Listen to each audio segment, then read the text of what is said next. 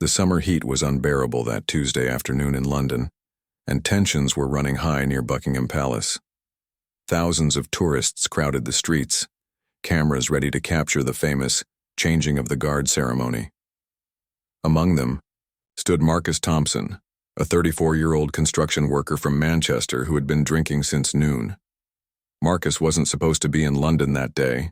He had taken time off work after losing his job the week before, and his girlfriend Sarah had left him just 2 days earlier. The bottle of beer in his hand was his fifth since arriving at the palace grounds, and his judgment was becoming increasingly clouded by alcohol and frustration. The royal guard stood motionless in their iconic red uniforms and tall black hats, their faces expressionless despite the sweltering heat. Guard James Mitchell, a 26-year-old from Wales, had been serving for 3 years and took immense pride in his duty. He had trained for months to maintain perfect composure, regardless of what tourists might do or say around him. As the ceremony began, the crowd pressed closer to the gates. Marcus found himself pushed toward the front, his beer sloshing dangerously in the glass bottle. He watched the guards with growing irritation, their perfect discipline somehow making his own failures feel more painful. The alcohol amplified every negative emotion he was carrying. A group of children nearby started giggling and pointing at the guards, trying to make them smile or move. Their innocent joy only made Marcus more agitated. He began muttering under his breath about privileged people playing dress-up while real workers like him suffered. The family next to him moved away, sensing his hostile energy. The crowd around Marcus was diverse: families with young children, elderly couples on holiday, international students with backpacks, and business people on lunch breaks. Most were there for the spectacle and tradition, but Marcus saw only reminders of his own shortcomings. Sarah's last words echoed in his mind. "You're angry at everyone except yourself, Marcus. Until you figure that out, nothing will change." The beer wasn't helping him forget. It was making everything worse. But he kept drinking anyway, using the bottle as both escape and weapon against his own thoughts. A tourist guide was explaining the history of the guards to her group, describing their training and dedication. Marcus scoffed loudly, earning disapproving looks. "Must be nice to have job security." He slurred to no one in particular. His resentment was building like pressure in a kettle, and everyone around him could feel it. The ceremony continued with mechanical precision. Guards marched in perfect formation, their movements synchronized after countless hours of practice. For James Mitchell, standing at his post, this was both duty and honor. He represented something bigger than himself: centuries of tradition, discipline, and service to the crown. Marcus took another long drink, finishing the bottle. Instead of disposing of it properly, he held it tighter, feeling its weight in his hand. The glass was warm from the sun and his sweaty palm. In his altered state, the bottle began to feel less like trash and more like an opportunity to make someone else feel as powerless as he did. The fatal moment was approaching, though no one in the crowd could have predicted what was about to unfold. Marcus's internal storm was reaching its peak, and Guard Mitchell stood unknowingly in its path, maintaining his stoic pose while representing everything Marcus felt he could never become: disciplined, respected, and secure in his purpose. The moment everything changed began with a single step forward. Marcus pushed through the crowd, his empty bottle clutched in his fist like a club. The tourists around him instinctively moved back, sensing danger but not yet understanding what was about to happen. Their cheerful chatter died away, replaced by confused murmurs and nervous glances. Guard James Mitchell remained perfectly still, his trained eyes focused straight ahead. He had dealt with difficult tourists before, people who tried to make him laugh, children who tugged at his uniform, even aggressive individuals who shouted insults. His training had prepared him for verbal abuse, inappropriate touching, and various attempts to break his composure. But nothing had prepared him for what Marcus was planning. "Think you're better than everyone else, don't you?" Marcus shouted, his words slurring together. The crowd fell silent, all eyes turning toward the confrontation. Parents pulled their children closer, while others began reaching for their phones to record what they assumed would be another tourist making a fool of himself. Marcus raised the bottle above his head, and suddenly the situation became crystal clear to everyone watching. Gasps rippled through the crowd as they realized this wasn't just drunken heckling. This was about to become an assault. Several people shouted warnings, but Marcus was beyond hearing reason. The bottle came down hard against James Mitchell's head with a sickening crack that echoed across the courtyard. The impact was devastating. Glass shattered everywhere, cutting both men as blood immediately began flowing from James's scalp. The proud black hat fell to the ground, and for the first time in 3 years of service, James Mitchell broke position. He staggered backward, blood streaming down his face and neck, staining his pristine red uniform. The crowd screamed in shock and horror. Children began crying while adults stood frozen in disbelief. This wasn't supposed to happen, not here, not to one of the Queen's guards during a ceremony watched by hundreds of people. Marcus stood there holding the broken bottle, pieces of glass falling from his trembling hand. For a moment, the alcohol fog lifted just enough for him to realize what he had done. The rage that had driven him suddenly transformed into panic as he saw James bleeding and heard the crowd's horrified reactions echoing around him. Security.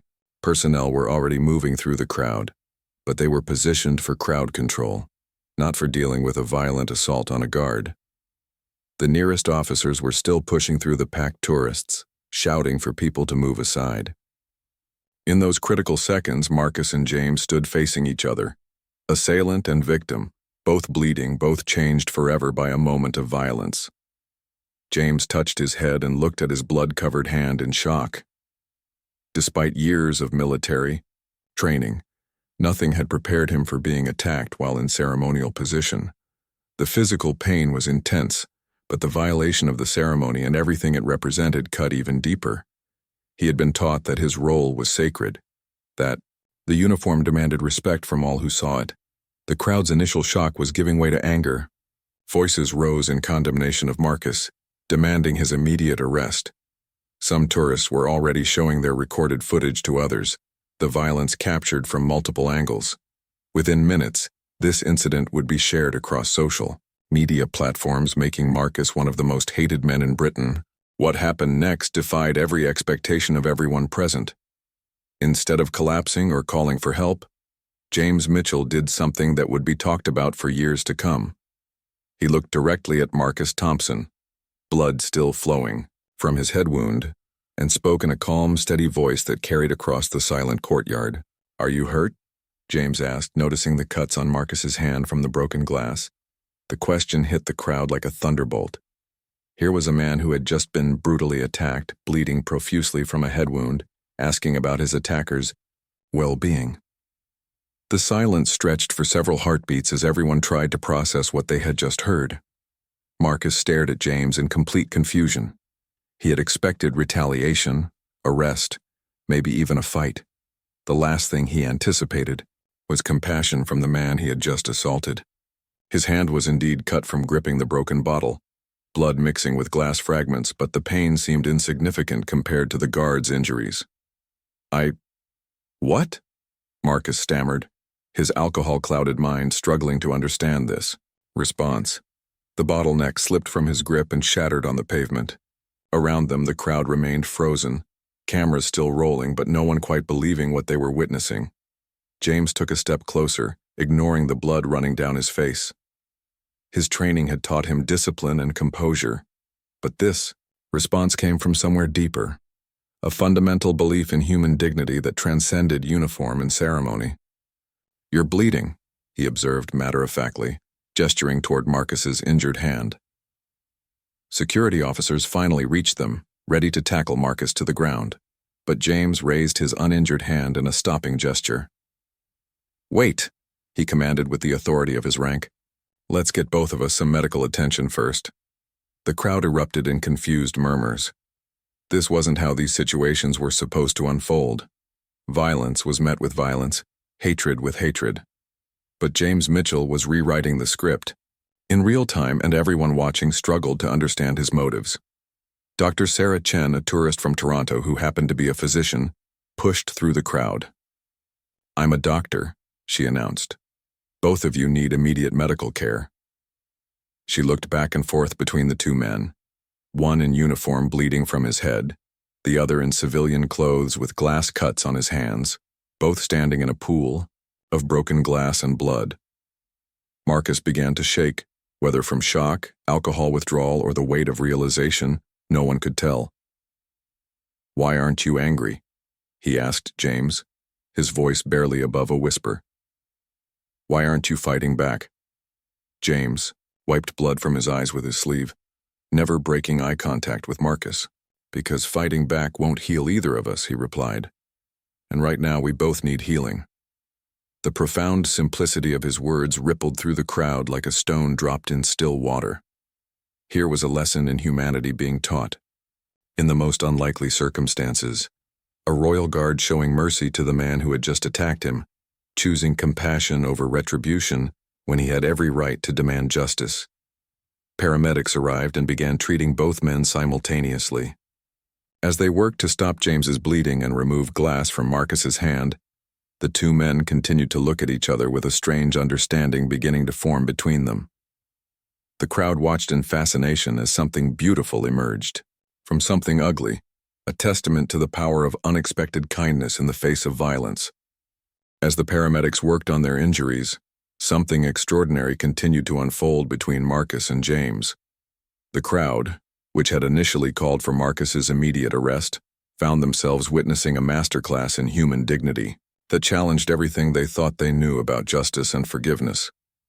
James refused to be taken to the hospital until Marcus received treatment first. "His cuts are deeper," he insisted, despite having a head wound that clearly required immediate attention. The paramedic looked confused. Victims don't usually prioritize their attacker's medical needs. But James was adamant. Marcus sat on the ambulance steps, his hand being bandaged, staring at James in complete bewilderment. The alcohol was wearing off, replaced by a crushing realization of what he had done. "I could have killed you," he whispered, the weight of his actions finally hitting him. "I could have actually killed you." "But you didn't," James replied calmly, allowing the paramedic to clean his head wound. "We're both here, and we're both going to be fine. That's what matters now." Detective Inspector Carol Hughes arrived on scene ready to arrest Marcus for assault. She had handled hundreds of similar cases and expected this to be straightforward. Drunk man attacks guard presses charges, man goes to jail. But James's response threw her completely off script. "I won't be pressing charges," James announced as Hughes approached with handcuffs. The detective stopped in her tracks. "I'm sorry, what? This man assaulted you with a weapon in front of hundreds of witnesses. We have video evidence from multiple angles." James looked at Marcus, who was staring at his bandaged hand in shame.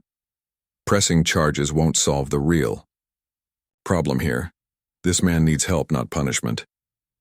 Marcus's eyes filled with tears, the first genuine emotion he had shown since Sarah left him. "Why are you doing this?"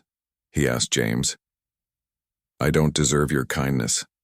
I don't deserve anything. Good. Everyone deserves compassion," James said simply. "Even people who make terrible mistakes when they're in pain." Dr. Chen, who had stayed to observe this unusual interaction, was amazed by what she was witnessing.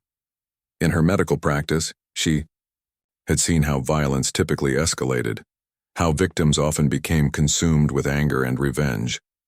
But James was demonstrating a different path entirely. The crowd's mood had completely shifted. What began as calls for Marcus's arrest had transformed into something resembling understanding. People who had initially seen only a violent drunk were now recognizing a broken man who had lashed out from his own deep pain. Marcus told James about losing his job, about Sarah leaving him, about feeling like a failure in every aspect of his life. He explained how seeing the guard's discipline and success had triggered his own feelings of inadequacy. "I hated you because you represented everything I'm not," he admitted. James listened without judgment, occasionally nodding in understanding. "I've felt lost before too," he shared. "Before joining the guard, I was heading down a dark path myself. Sometimes we need someone to show us there's another way forward." Detective Hughes watched this interaction with growing fascination. In 20 years of police work, she had never seen an assault victim counsel his attacker. She found herself questioning everything she thought she knew about crime and punishment, about the cycle of violence and how it might be broken. The paramedic finished treating both men and declared them stable for release. James's head wound required monitoring but wasn't life-threatening. Marcus's hand cuts were cleaned and bandaged. Physically, they would both heal within weeks, but something deeper was happening here. A healing that went beyond physical wounds. The crowd sensed it, the police sensed it, and most importantly, both Marcus and James felt it.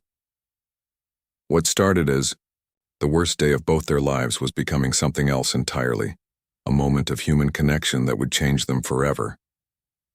Within hours, video footage of the incident had spread across every social media platform imaginable. But this wasn't the typical viral video of violence and outrage. Instead, the world was watching something unprecedented, a masterclass in forgiveness and human dignity that challenged everything people thought they knew about justice. The footage showed the brutal attack, but more importantly, it captured James's extraordinary response. News outlets struggled to categorize the story. Was it about violence, forgiveness, social issues, mental health? The incident seemed to transcend traditional news categories, touching on fundamental questions about human nature and redemption. James returned to his barracks that evening to find his fellow guards waiting with a mixture of concern and curiosity.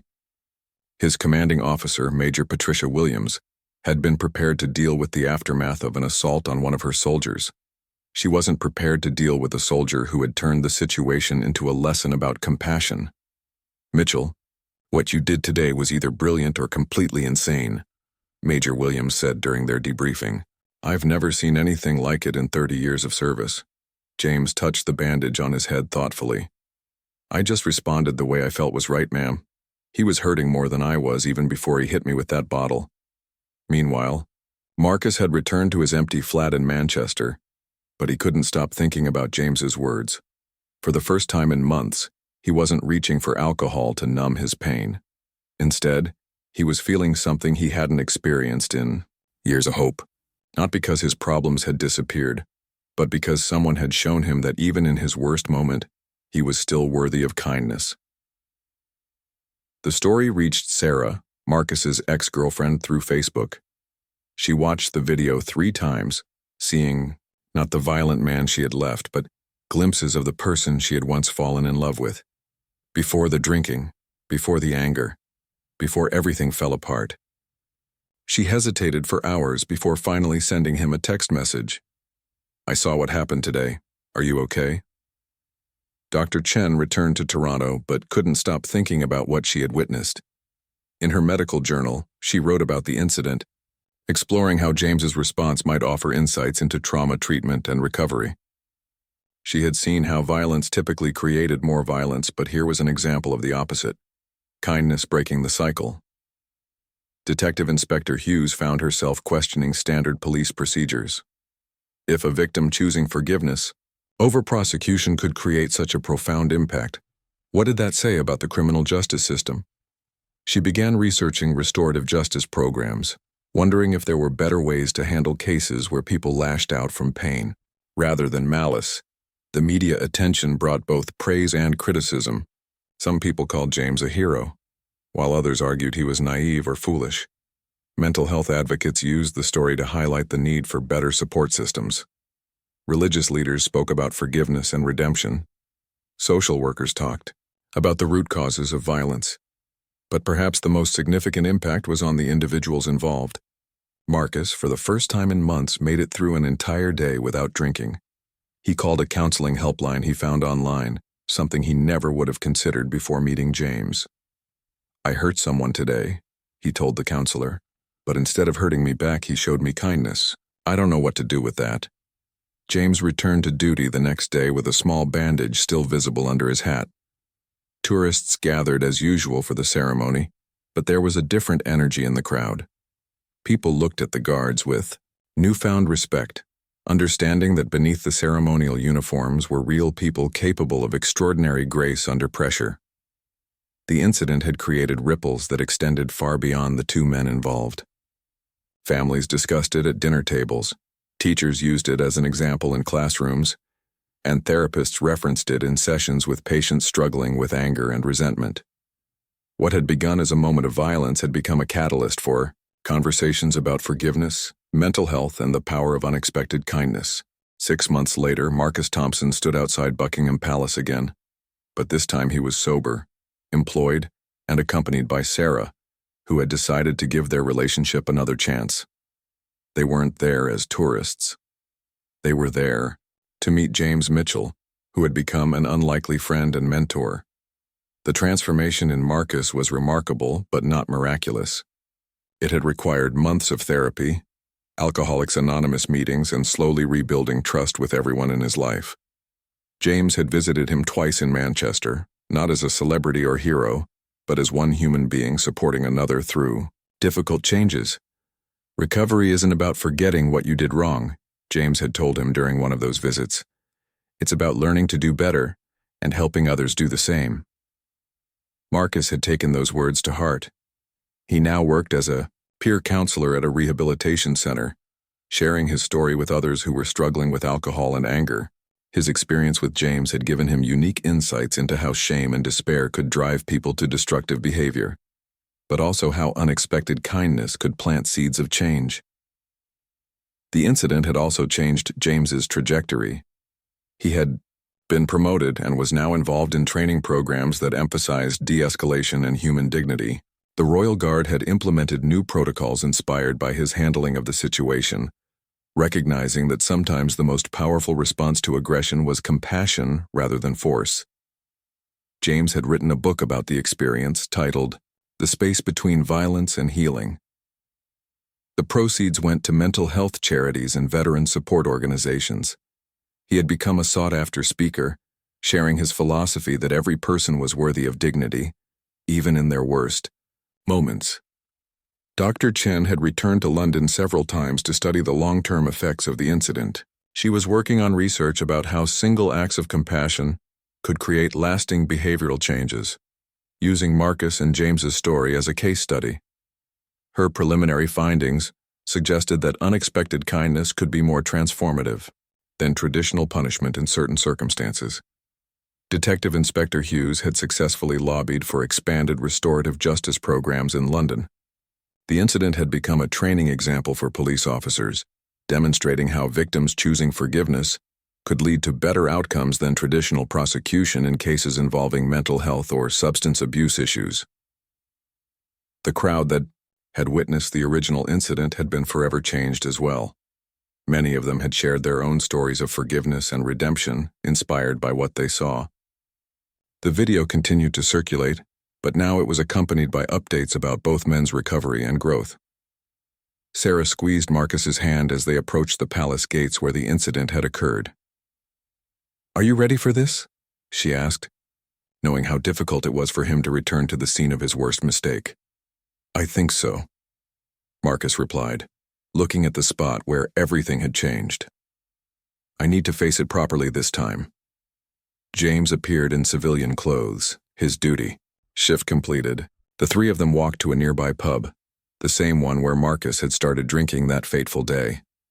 But this time, Marcus ordered coffee while James and Sarah had tea. "How are the new counselees responding to your program?" James asked. Marcus, genuinely interested in his friend's work helping others in recovery. "It's hard," Marcus admitted. "Some of them don't want to hear from someone who did what I did, but others connect with the story because they recognize their own anger and pain in it. When I tell them how you responded to me, it gives them hope that change is possible." Their friendship had become a symbol of redemption and reconciliation that resonated far beyond their personal experience. Schools invited them to speak to students about bullying and conflict resolution. Churches asked them to discuss forgiveness and second chances. Mental health organizations featured their story in campaigns about seeking help before crisis points. As evening approached, the three friends parted ways with plans to meet again soon.